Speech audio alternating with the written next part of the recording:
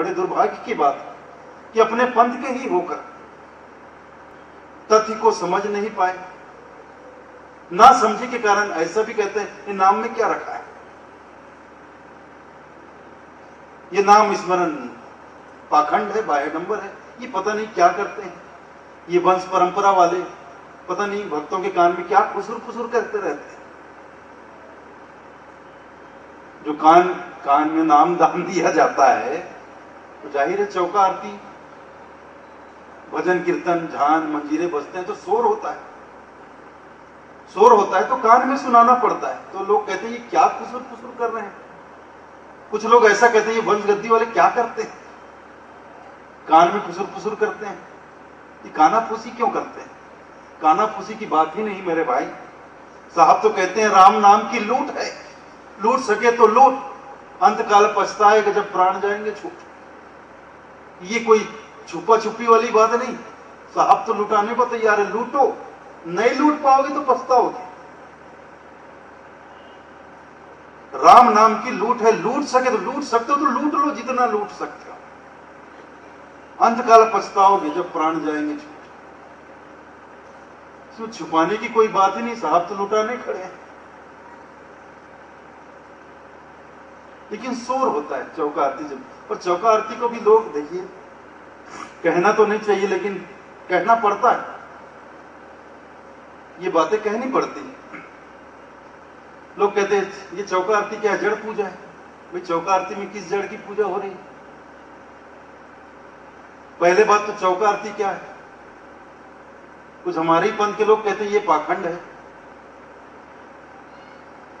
भाई साधु संत गुरुजन की पूजा करना क्या पाखंड है? अगर गुरु की पूजा करना पाखंड है तो फिर दुनिया में सब कुछ पाखंड है। चौका आरती में कौन से पत्थर की मूर्ति रखी जाती है कि पत्थर की मूर्ति की पूजा की जाती है?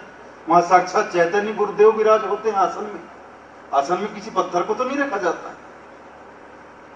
और हमारे कबीर पंथ में तो साहब कहते हैं पूजा गुरु की कीजिए, सब पूजा जिन माही, जो जल सीजे मूल तरु शाखा पत्र काही। गुरु की पूजा में ही दुनिया की सारी पूजा हो जाती है। तो चौका आरती गुरु पूजा का विधान है। और चौका आरती हमारे देश की प्राचीन संस्कृति। कबीर पंथी होने का अर्थ यह नहीं कि हम अपने देश की प्राचीन संस्कृति को भूल जाएं, रीति रिवाजों को छोड़ दें। हाँ, जिसमें कुरीति आ गई, जिसमें रूढ़ता आ गई, उसे जरूर दूर कर दें, उससे दूर हो जाएं। लेकिन कबीरपंथी होने का अर्थ बिल्कुल ये नहीं है कि हम अपने देश की संस्कृति को भूल जाएं, अपनी परंपराओं को भूल जाएं। और चौका आरती ये तो हमारे देश की प्राचीन संस्कृति। चौक चौक पूरा जाता है, जब भी कोई पर्व होता है, त्योहार आता है तो घर घर में चौक पूरे जाते हैं। कोई संत महात्मा गुरुजन जब घर में पधारते हैं चौक पूरे जाते हैं, कलश जलाए जाते हैं, आरती सजाई जाती है। तो यही तो चौका आरती। जब संतों के आगमन पर, गुरुजन के आगमन पर आप चौका आरती नहीं करोगे तो फिर कब करोगे? किसके आगमन पर करोगे? लेकिन कुछ लोग इसे पाखंड समझकर नहीं करते।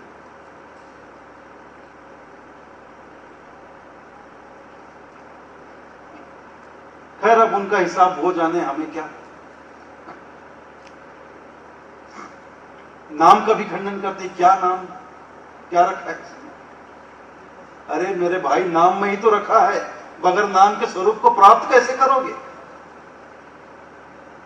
और जो आप चेतन चेतन कहते हो, चेतन ये कोई उस परम तत्व पर लिखा तो नहीं है कि उसका नाम चेतन।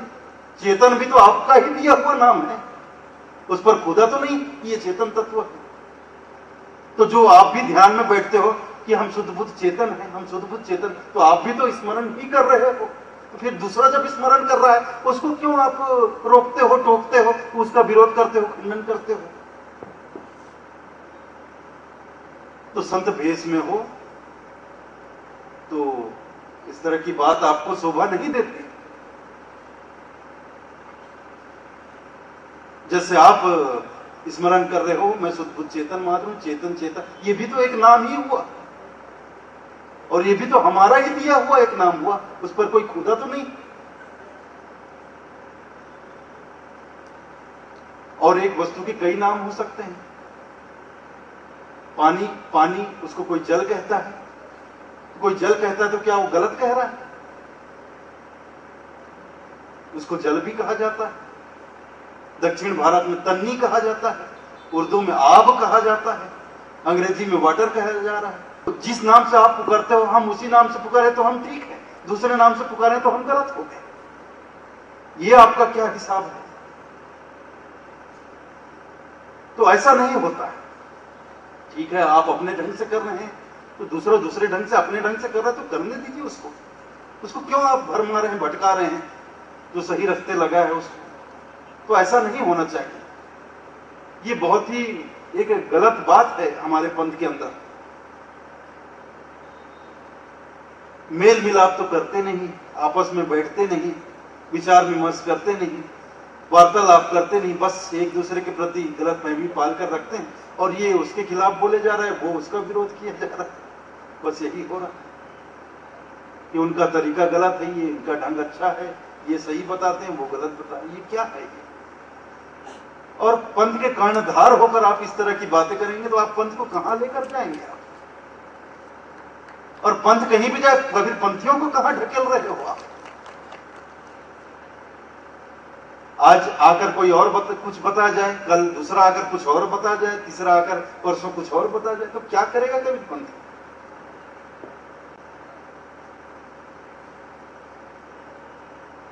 देखिए, समझिए, पहले आप समझिए, बिना समझे क्यों आप किसी को बोल देते हैं?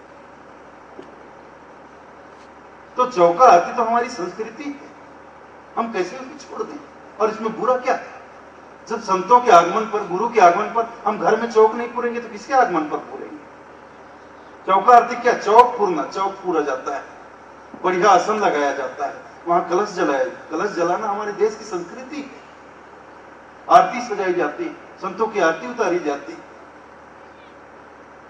और जब संत पधारते तो जो आसन, स्वच्छ आसन होता है, वहां उन्हें विराजमान कराया जाता है, फिर श्रीफल नारियल भेंट किया। ये भी हमारे देश की संस्कृति है। नारियल भेंट करना भी हमारे देश की संस्कृति, फिर वहां नारियल भेंट किया जाता है। लोग वहां मंगल गाते हैं, सोहर गाते हैं, पद गाते हैं, भजन कीर्तन होता है, झांझ मंजीरे बजते, ये तो आनंद।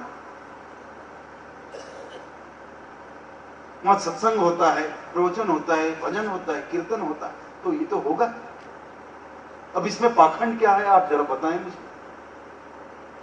और जो चौका आरती पूरा जाता है, वासन पे साक्षात संत विराजमान होते हैं या साक्षात चैतन्य गुरुदेव विराजमान होते हैं। जड़ कहां है? कोई पत्थर रखा जा रहा है, पत्थर की मूर्त रखी जा रही है, फिर कैसे आपने कह दिया कि ये जड़ पूजा है?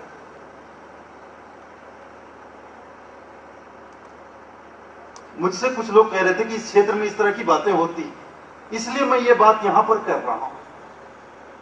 इस तरह की बातें करने का मुझे कोई शौक नहीं, लेकिन लोगों ने मुझसे कहा कि इस तरह की बातें यहां होती हैं, लोग ऐसा कहते हैं कुछ लोग, इसलिए मुझे कहना पड़ रहा है। ठीक है, अब उनकी वो जाने, आप सुन रहे हैं, आपको जो ठीक लगे आप करिए। कैसे करोगे आप?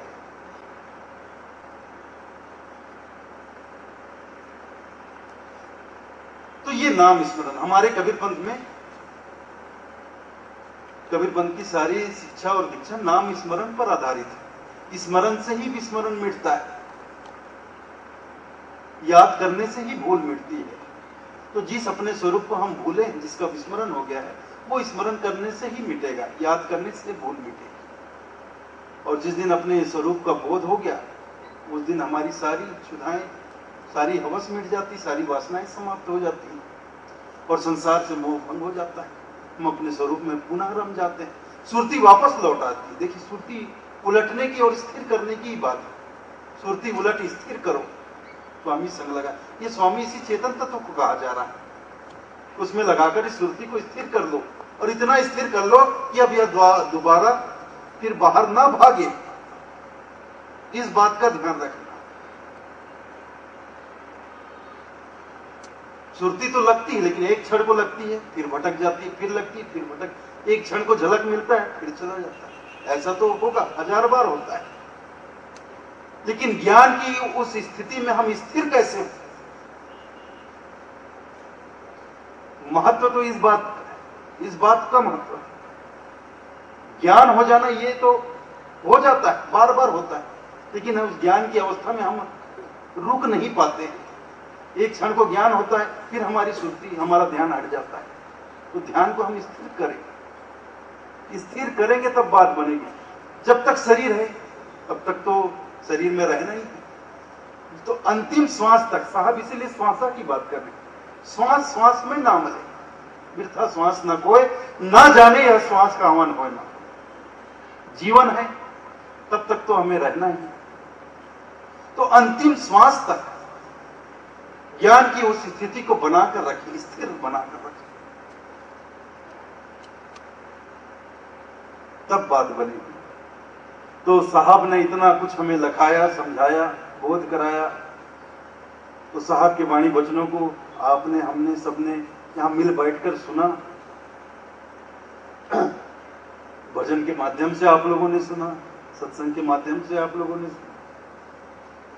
तो साहब की वाणी वचनों पर आप विचार करिए, चिंतन करिए, चिंतन करिए, चिंता मत करिए। आप लोग चिंता ज्यादा करते हैं, चिंतन कम करते हैं। चिंता करने से कुछ नहीं मिलता, समस्याएं और भी बढ़ जाती। चिंतन से समस्याओं का समाधान होता है। चिंतन समाधान देता है, चिंता तो समस्याएं देता है। तो चिंता छोड़िए, चिंतन करिए। चिंतन करेंगे, मनन करेंगे, तब साहब की बातें आपको भली बातें समझ में आएगी।